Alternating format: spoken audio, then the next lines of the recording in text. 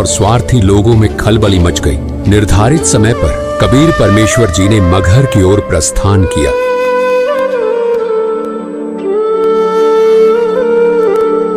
ये सुनकर काशी नरेश वीर देव सिंह बघेल अपने सैनिकों और पंडितों के साथ मगहर के लिए रवाना हो गए। मगहर पहुंचने पर वहां के शासक बिजली खान पठान, जो कबीर साहिब जी के शिष्य थे, वो भी अपने सैनिकों और मुसलमान लोगों के साथ गुरुदेव के स्वागत और अगवाई के लिए पहुंच गए। उन्होंने गुरुदेव को दंडवत प्रणाम किया।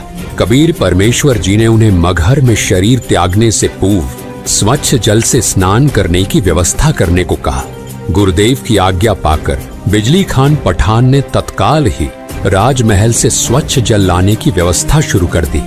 इस पर कबीर परमेश्वर जी ने बिजली खान पठान को कहा, राजमहल से जल लाने की कोई आवश्यकता नहीं, मैं नदी में बहते जल में स्नान करूंगा।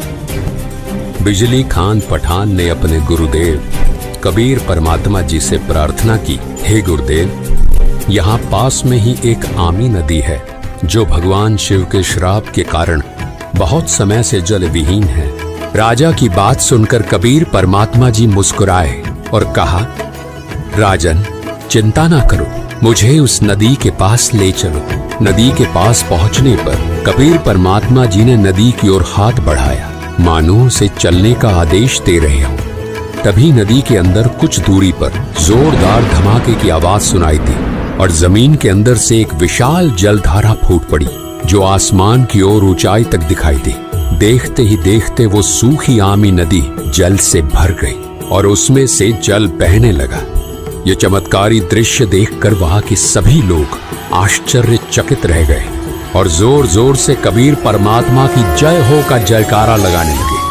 कबीर परमात्मा जी ने शिव जी के श्राप से ग्रस्त उस सूखी नदी को जल से ओत प्रोत कर दिया और अपनी दिव्यता का प्रमाण दिया। इसके बाद कबीर साहिब जी ने उसी पवित्र नदी में स्नान किया।